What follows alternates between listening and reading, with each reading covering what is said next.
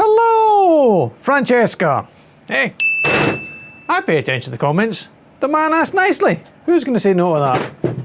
We're finally here. We're finally on the last video. This one, I'm going to take Roddy McNockington out of here. I'm going to look at it, tidy everything up, give the things a clean, and then examine them in more detail. So stage one is to get this rod out of here. I need to rotate the engine round a bit, he said, so we can get to the bolts on the bottom of the piston. So let us do that. Now, I had a 16 socket, had being the operative word. Let's see if we've got a span of this. Is it a 16?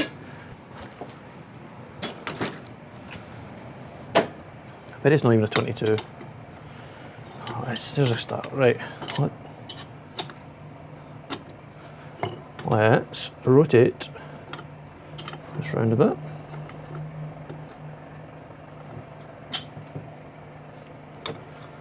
So that we can get to these. What are they, 10s? No, they're 12s, even better. Will I have enough mechanical strength to get off? No! Okay. Summon the machine.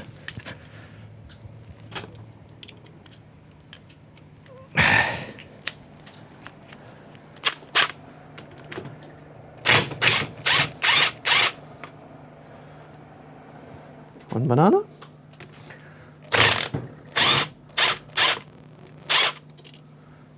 Two bananas and he's fallen inside. Because we want to see this when it comes off. So let's take the cap off. Hi. Please to come off.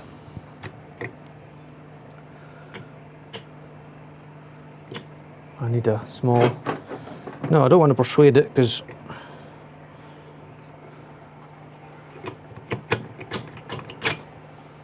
Okay. Let's see this side. Focus. Oh yeah. Have I got a rag? Let's give this a wipe. Come on, focus now. Focus. Yeah, I dare say there's a good bit of scoring on that. The bearing still? That's... Wait. Where's the bearing? Or do these only have bottom bearing? Do these have top and bottom shells? Hold on, let's fish our way into the...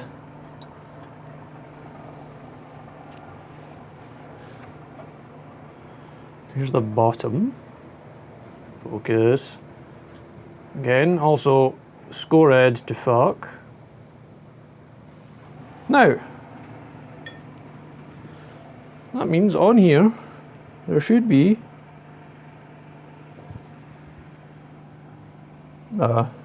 bearings stuck. Well, there's something stuck. Wait. I want to show you in the look. If you can see, there's an edge just there. I can feel it with my nail. I can see it. I'm going to assume that that's the bearing material. Oh, non-shot. There we go. Oh, they move. Oh, okay. Let me see if I can fish them out. Fish them out without wrecking them would be a good start. How about a screwdriver?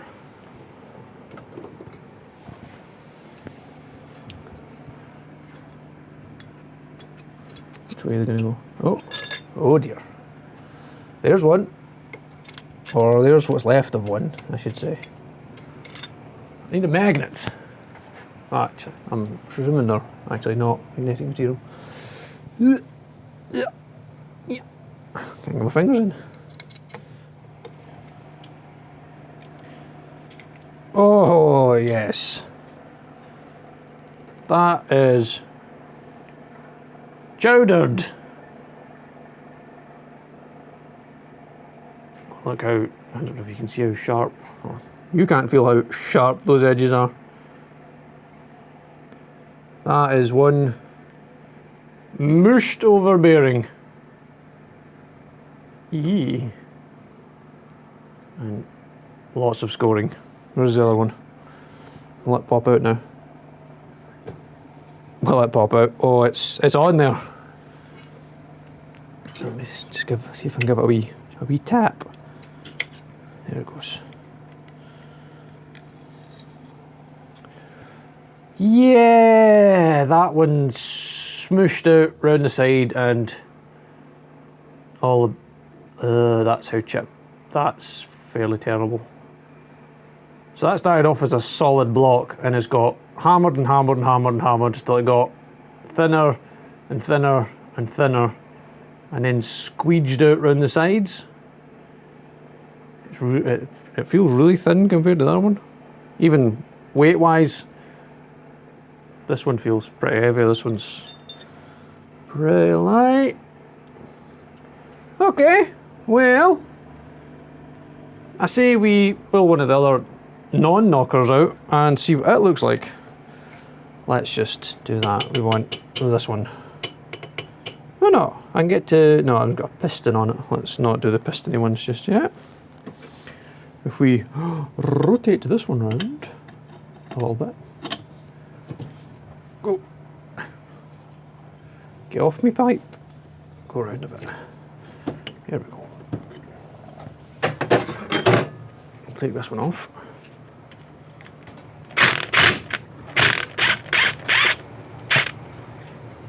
Trying to drop them all inside the engine. Well, the block. Not that it's going back together. People keep saying, oh, if you're rebuilding this engine is dead. This is crossed over. This is not getting rebuilt. She has had all she had. And she's not getting any more. So, I keep saying so. There is a good one. We'll call it a good one. No scoring. Versus the knocking one.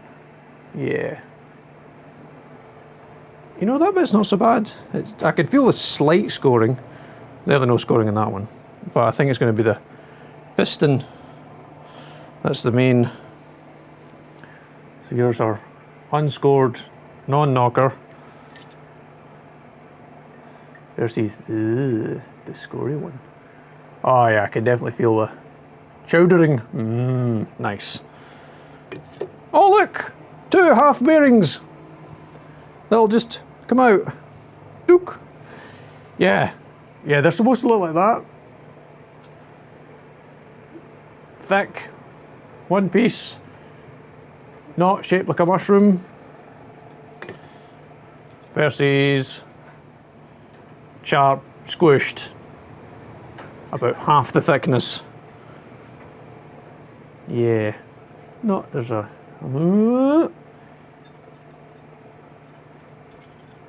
Yikes. Right, let me spin this round again a little bit more. So hopefully we'll see the...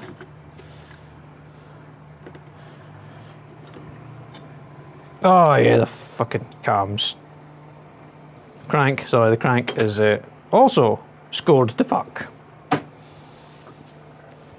I bring you in this one.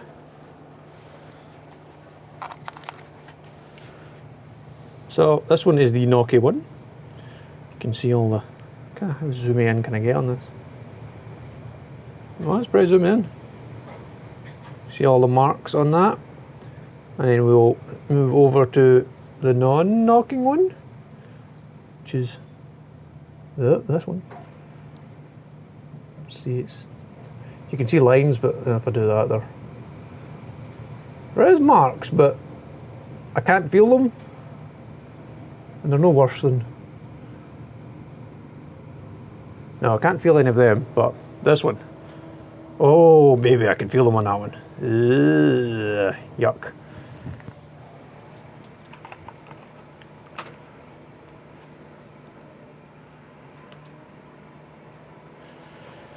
Right, let's tidy all of this away, clean it up. I'm going to throw some in the fish tank and give it a degrease and a bit of a clean so we can look at it. And then we'll have a nice clean workbench and we'll be able to examine them in more detail. Okay, here we have the freshly cleaned up crankshaft, our good rod, our bad rod, good bearings, bad bearings. So let's start with the rods. So this one on the right is the good rod. See, it's nice and smooth. If I drag my finger that way, I can't feel any ridges or rises or bumps, which is nice. That's good.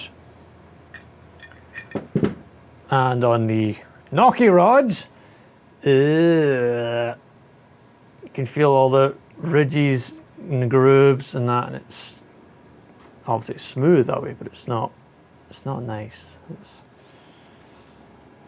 yeah, you can see it's all smashed. It's had a hard life. It's had a hard life. Right, and let's look at the caps. Again, the one on the right, the good one, nice and smooth. Nothing to feel, no ridges, no scoring. And the knocking one, not just as bad, I would say, as the actual rod itself, which is surprising, but definitely ridges you can feel. And the bearings, good ones, they're alright, nice and smooth, still fit together, still got the location tabs, nubs, can you see that one better, that protrude, and they fit into the corresponding mark on the bearing, like so. He said, doing it in shot mostly. Oh, I think something like that. I'm not sure if that's like the oil passed. I am not sure. That one's going as well. Hey, these might not be the right ones for this set of rods. I've just picked them up randomly. Well, anyway, these are the bad bearing material surface. Look how sharp, look. It's like razor blades. These are all scored, ridges, sharp edges, thin. Can you hear the... Let me push it up the microphone. Yeah, that's how sharp they are. God. That was not just as, it's a bit more squished outwards, this one. It's not gone right around the sides yet. But yeah, it's not even one shape. You know, look. Sounds like it goes kinks off to, yeah, that's humped. Again, we're not rebuilding this. Right, on to the crank, and I'll zoom in on a good one, which is this one. Zoom in. And wait for it to focus. Focus. Right, come. Spew. That one's all nice and smooth. And the feel. Feels nice. And then we'll span along to the end one. And yeah, you can't hear or feel it, but if I dig my nail in, I can feel it. It feels like it's got a bit of a mushroom to it as well. Like just there, I can feel that side dip off the edge, dip inside. That is not a nice crank. So pretty much all of that is for the bin. Could you regrind the crank, get that reground, and then spec out your bearings to match the size that you've ground off it to match your rods? Yes, you could, but it's a WRX and nobody wants the WRX engine bits because, well, if you can get STI bits, why buy WRX bits?